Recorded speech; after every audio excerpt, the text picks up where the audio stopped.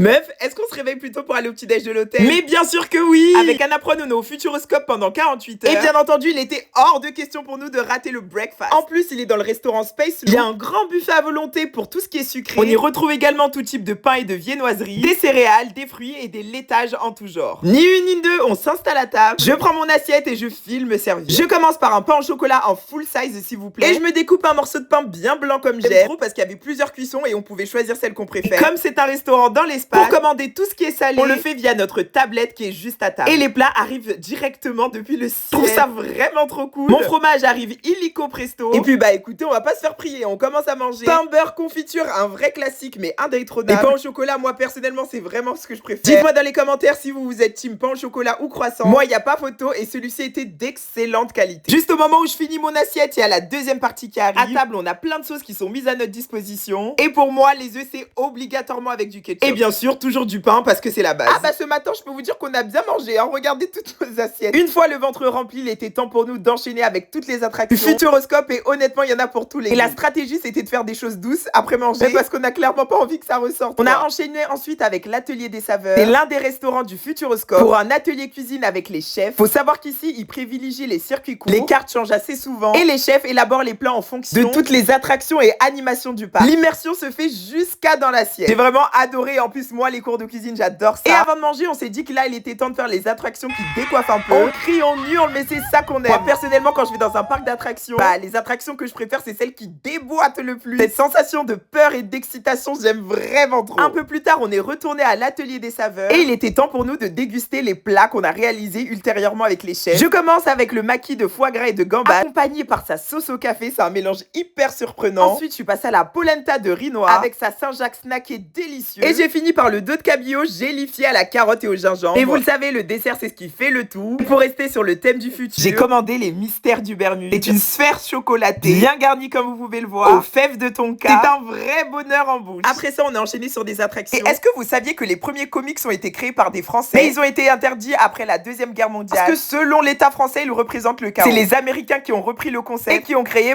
tous les comics qu'on connaît, quoi. Et pour le goûter, vous savez ce qu'on a fait? On s'est rendu à l'aérobar, on s'est commandé un verre et on a pris l'apéro dans le ciel. Et là, j'étais trop contente et on avait la vue sur tout le Futuroscope. En fait, à vrai dire, c'était sur tous les environs. Regardez les deux chattes à coco désert. Et puis, vous vous doutez bien que pour parfaire cette journée, on a voulu revivre les expériences qu'on a kiffé le plus. Avec Annapron, on est reparti au bar des pilotes. Et en courant jusqu'à la fin, on a refait toutes les attractions qu'on a adorées. Parce que le parc était ouvert jusqu'à 19h30. Et jusqu'à la fin, on a fait le maximum de choses possibles. En tout cas, on s'est régalé au Futuroscope.